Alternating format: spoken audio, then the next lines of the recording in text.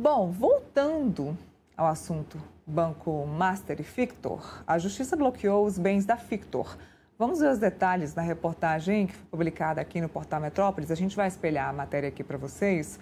Falamos ontem da Fictor também, que a Fictor havia anunciado que precisava aí de uns recursos. A gente vai contar aqui uma outra parte para vocês.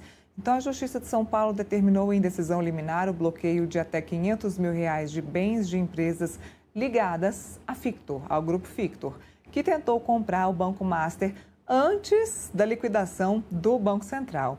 Essa decisão foi tomada ontem pelo desembargador Dário Gaioso, da 27ª Câmara do Direito Privado do TJ de São Paulo, numa ação movida por uma investidora. Isso pode provocar o quê? Um efeito cascata contra o grupo. Esse pedido de arresto de bens foi concedido liminarmente em relação às empresas Fictor Agro e Fictor Invest. Essa última, incluída no pedido de recuperação judicial do Grupo Fictor, protocolado no dia 1º de fevereiro. Essa solicitação de bloqueio de bens foi feita por uma aposentada, cujo nome será preservado na reportagem. Ela constituiu uma Fictor, com a Fictor Holding, uma sociedade em conta de participação, SCP, que foi o que nós explicamos aqui ontem no programa. Como mostrou a colunista Gabriela Furquim, logo após apresentar o pedido de recuperação judicial, que foi o que a gente contou ontem, a Fictor enviou aos investidores um comunicado de distrato aí com os seus sócios, esperando recuperar aí algum dinheiro, algum rendimento. Nessa ação judicial, a investidora aposentada afirmou que deixou de receber a remuneração mensal pactuada. Além disso, diante das notícias de que as empresas do grupo estariam em processo de insolvência, ela pleiteou a concessão do arresto cautelar de ativos financeiros em nome das companhias. Assim, em análise preliminar, há indícios de que as empresas agravadas não pretendem restituir os valores investidos por seus clientes como prometido, de modo que a ordem de arresto direcionada às pessoas jurídicas deve ser autorizada liminarmente. Ou seja, cada pessoa precisa ir entrar na justiça e pedir essa decisão de forma liminar para conseguir esse dinheiro, até porque a Fictor acabou entrando na justiça dizendo que estava aí liquidando as suas sociedades, pedindo esse dinheirinho de volta para ver se conseguia esses rendimentos de volta. Então, mais uma do Grupo Fictor para a gente. Bom, continuamos falando de Master. Eu queria mostrar essa nova matéria aqui sobre ranking. Tem uma matéria sobre ranking de corrupção que fala do Banco Master. Inclui Banco Master nessa ideia de corrupção. Master e emendas. Aqui o Brasil está em 107º lugar, né?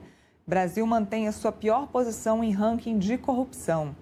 Relatório da Transparência Internacional divulgado nesta terça-feira coloca o Brasil na posição 107 entre os 182 países e territórios avaliados no Índice de Percepção da Corrupção de 2025. É a segunda pior nota do país na série histórica do marcador. A publicação destaca o agravamento da infiltração do crime organizado no Estado brasileiro e do aliciamento de autoridades públicas revelado por uma sucessão de casos de grande impacto que expuseram vulnerabilidades profundas em duas áreas da economia formal, o sistema financeiro e a advocacia, e cita escândalos como o caso do Banco Master e desvios de dinheiro. Então está aqui o Brasil, um lugar lá atrás, num ranking de corrupção. O brasileiro entendendo que o Brasil é um país corrupto por vários motivos, principalmente pelo envolvimento de parlamentares, pessoas que o brasileiro deveria confiar, mas não confia, principalmente no envolvimento de escândalos como esse do Banco Master. De acordo com a Transparência Internacional, a variação de um ponto não é estatisticamente significativa e mantém o Brasil bem abaixo da média global e das Américas, ambas em 42 pontos. A corrupção também corrói profundamente a democracia e o Brasil. E o Brasil precisa urgentemente resgatar e priorizar o enfrentamento deste problema. Bom, Assunto complicado de falar, né, Felipe? Porque corrupção a gente vem falando há tantos anos, não é um assunto que muda no Brasil. Inclusive, quando há eleições, a gente até fala, vamos mudar um pouco esse grupo que está lá dentro do Congresso Nacional, esse grupo que já está eleito, vamos ver se a gente muda, coloca umas caras novas. E aí muita gente me fala, Neila, mas caras novas, quando a pessoa entra lá, se ela não entra no jogo, ela não consegue governar, ela não consegue legislar. Então, é o jogo que é corrupto. Eu escuto muito isso. Então, a pessoa pode ser boa o quanto for, que quando ela entra no jogo, ela acaba se tornando corrupto, porque senão ela não consegue trabalhar, governar ou legislar. É o que eu escuto bastante.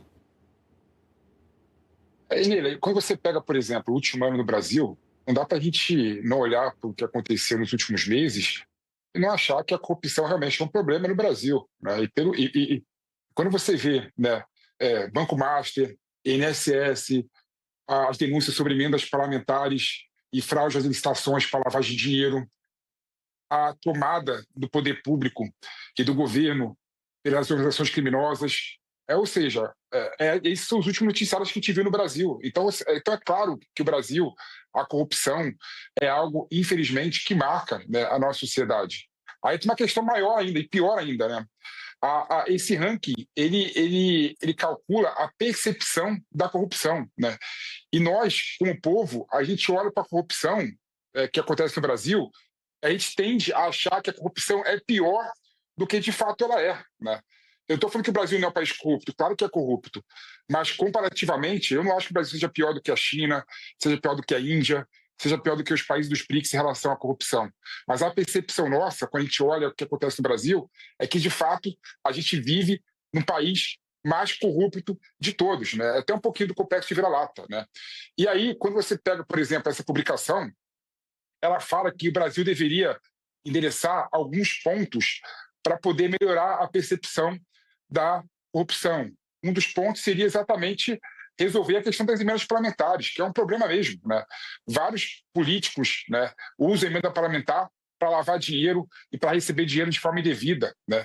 Outro ponto levantado é resolver a questão da governança entre os tribunais superiores. A gente viu recentemente, na questão do Banco Master, que 2 ministros do STF tinha ligação indireta ou direta com o Banco Master, né? O contrato da esposa do Alexandre de Moraes, por exemplo, com o Banco Master. A questão envolvendo o resort da família do Toffoli com o sócio do Banco Master. Ou seja, temos que resolver a questão da governança.